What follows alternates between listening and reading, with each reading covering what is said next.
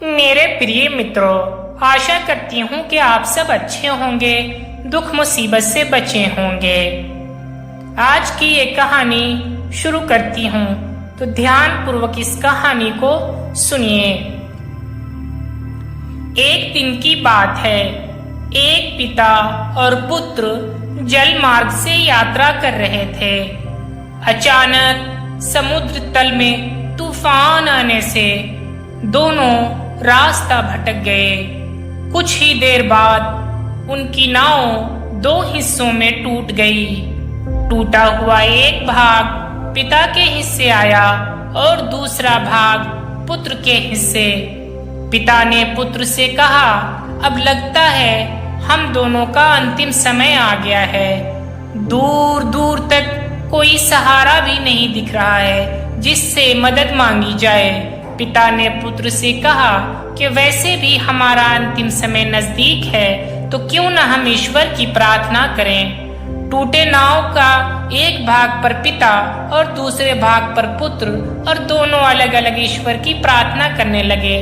पुत्र ने ईश्वर से कहा, हे भगवान, इस नाव पर पेड़ पौधे उग जाएं, जिसके फल फूल से हम अपनी भूख मिटा सके। प्रार्थना सुनी गई और नाव पर पेड़ पौधे उग गए और उसमें फल फूल भी आ गए। उसने कहा, ये तो चमत्कार हो गया। फिर उसने प्रार्थना की, एक सुंदर स्त्री आ जाए जिससे हम यहाँ उसके साथ रहकर अपना परिवार बसाएं। फिर एक सुंदर स्त्री प्रकट हुई। अब उसने सोचा कि मेरी हर प्रार्थना सुनी जा रही है, तो क्यों न हम ईश्वर से यहाँ से बाहर निकलने का रास्ता मांगे। उसने ऐसा ही किया। उसने प्रार्थना की, एक नई नाव आ जाए जिसमें सवार होकर हम यहाँ से बाहर निकल सकें। तत्काल नाव प्रकट हुई और पुत्र उसमें सवार होकर बाहर निकलने लगा।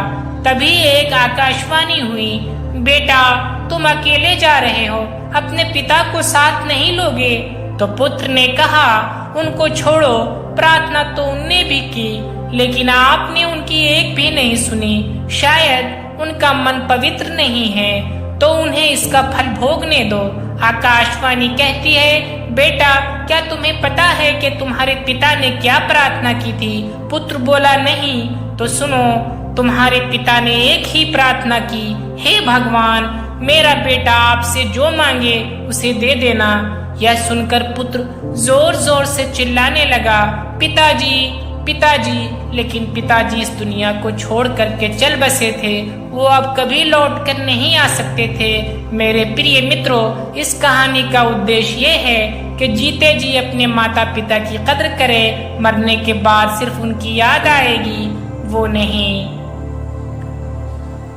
ये कहानी आपको कैसी लगी? अगर आपको ये कहानी पसंद आई तो चैनल को सब्सक्राइब करें, लाइक करें, शेयर करें।